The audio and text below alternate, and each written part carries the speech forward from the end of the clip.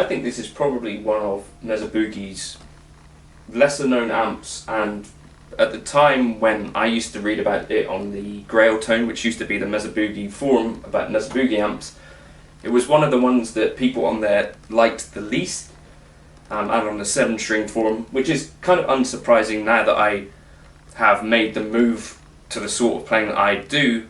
And now I think the Nomad for me is one of my favourite amps that's really ever been designed, certainly for one of the channels alone. So in the intro there you heard me playing channel 3, which is this lead tone, quite a dark kind of lead channel, has loads of gain on it. So this is the gain at about 11 o'clock and a strap, and sounds like.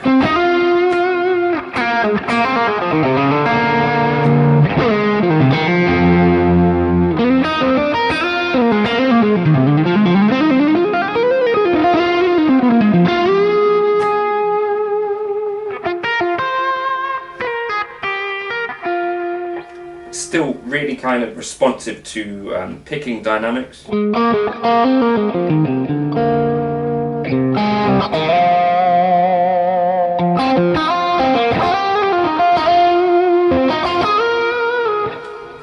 So that's kind of my favourite aspect of this amp. So that's channel 3. Each of the channels, much like many of the Mesa Boogies that are modern now, have these options on them. So on the channel 1 you have clean or pushed, on channel 2 you have modern or vintage, and on channel 3 you have vintage or modern. These voicings which you can't foot switch, which is a little bit frustrating. So like the Mark 525 has this similar sort of thing going on. You've got 3 channels per channel, that's a 2-channel amp.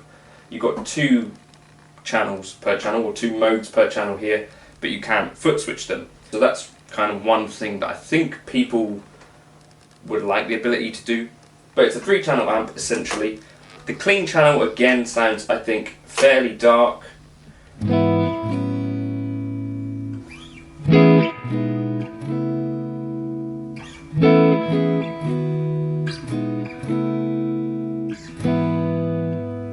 And you've got this push mode, as I say. If we turn the master down, does this switch still work? Which takes you into more driven territory.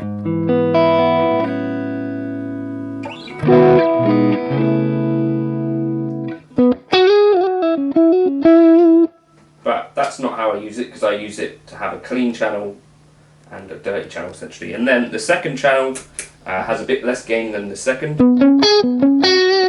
has a bit less gain than the third, but more gain than the first, obviously. So I have this set here, but if you boost the gain all the way up, you get this kind of thing.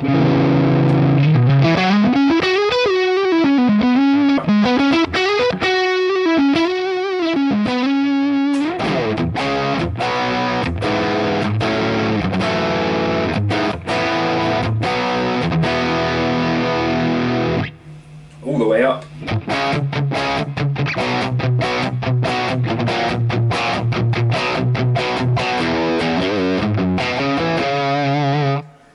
This channel's a bit louder than channel 3 actually as well.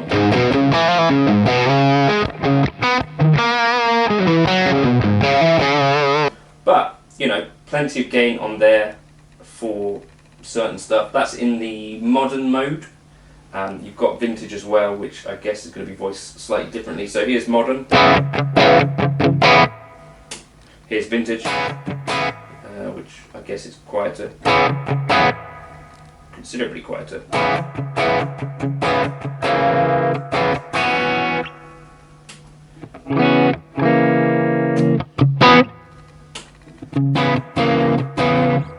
So kind of changes the channel's response quite drastically. But yeah, I used to use that in modern mode and use that as like a rhythm tone. That was back in the day. Channel 1, just again to give you some idea, this is presence all the way up. Treble, treble down, a bit more dark, treble up,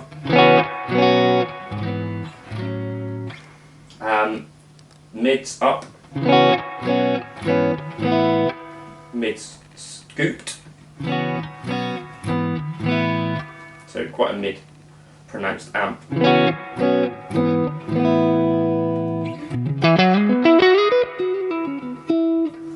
So quite a round kind of clean channel, dark in general I'd say is the vibe that I used to get from it and still do.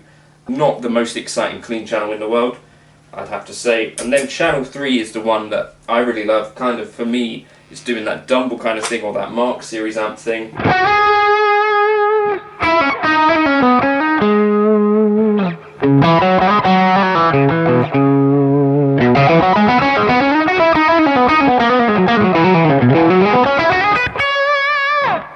And again, this has a modern mode which would be a lot louder.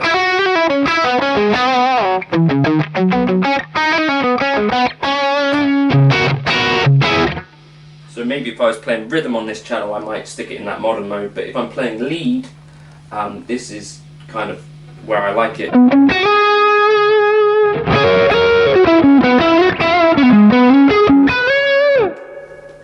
If you hear, that's the reverb all the way up. The reverbs in these older Mesa Boogie amps, again, is super not prominent.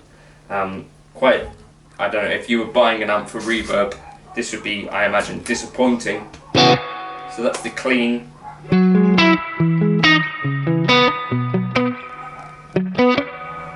And then on the drive channel it's even less.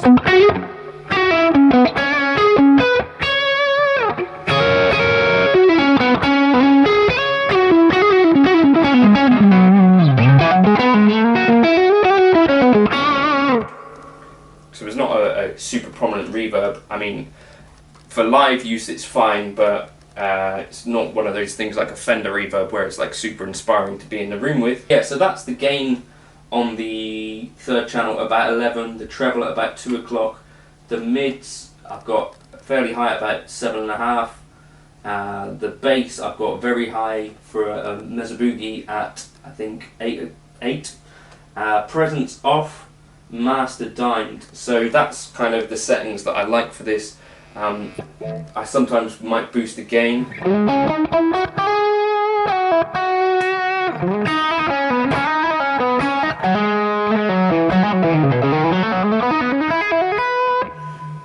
And you can, I chuck on some delay and stuff.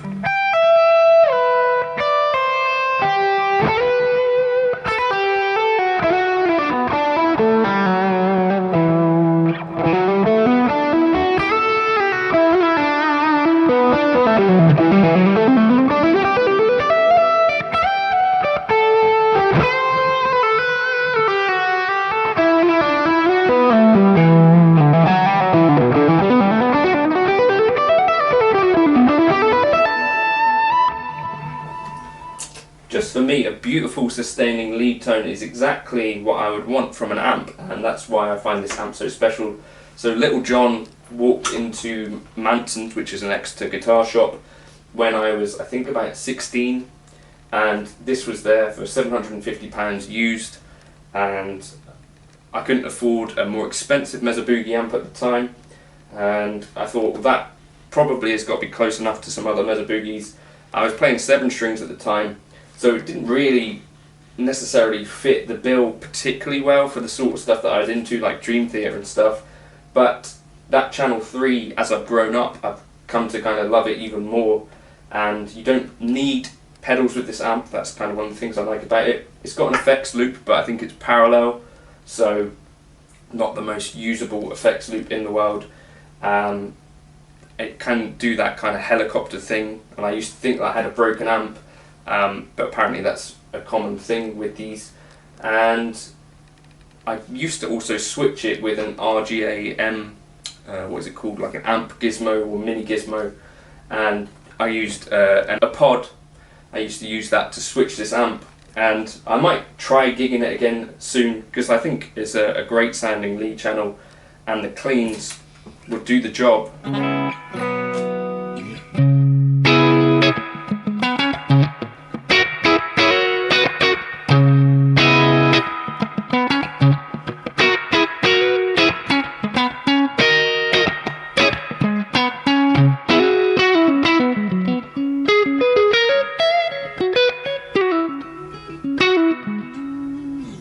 think anyway. So yeah, one of the less desirable Mesa Boogies at the time when I bought it, and certainly not one of the more desirable Mesa Boogies even now, but I think for that channel 3 alone, if you're looking for that sort of sound, I think it's definitely worth a look, and I love it for that tone.